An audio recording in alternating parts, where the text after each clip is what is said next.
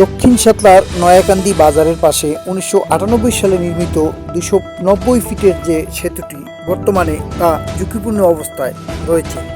দুপাশের railing না থাকার কারণে প্রায়ই ঘটছে বড় বড় দুর্ঘটনা।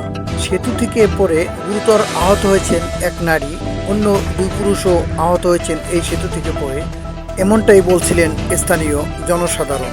যেমন আসলে এই ব্রিজটা শাতলা হাট্টাবাসীর একটা মেলবন্ধন। এখান থেকে প্রতিদিন হাজার হাজার যাত্রী যাতায়াত করেন, লোক যাতায়াত করেন। এই বেসিক্যালি এই ব্রিজটা এখন মৃত্যু ফাঁদ হয়ে দাঁড়িয়েছে। এখানে প্রতিদিন অনেক অ্যাক্সিডেন্ট হয়। এই কিছুদিন আগে আজিজুল শিকদার তার স্ত্রী এখান থেকে পড়ে গিয়ে তার হাত ভেঙে গিয়েছে। আর গত 2 দিন আগে সোনামিয়া খান্দা নামে এক লোক এখান থেকে পড়ে অনেক ব্যথা পেয়েছে এবং মাথায় আঘাত পেয়েছে।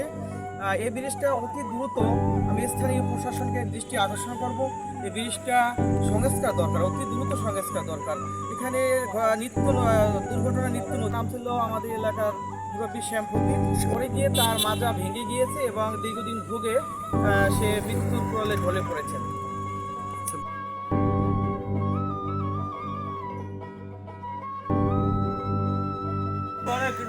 গাড়ি উঠলে একটা ব্যানো গাড়ি উঠলে কাঁপতেছে, একজন লোক উঠলে আর একটা গাড়ি উঠলে ব্রিজটা লড়ে।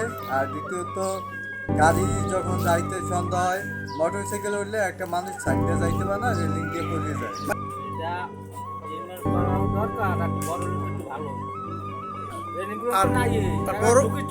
আমি দেখছি বড় যে কয়টা গাড়ি পারাপার হচ্ছে, এমনকি একটা নসিমন গেলেও ব্রিজটা ঝুলতেছে। তাহলে জরুরি ভিত্তিতে এটা নতুন করে বড় ধরনের একটা ব্রিজ প্রয়োজন, কারণ এখান থেকে যে ধরনের গাড়ি চলাচল করে, মালামাল চলাচল করে, এতে এই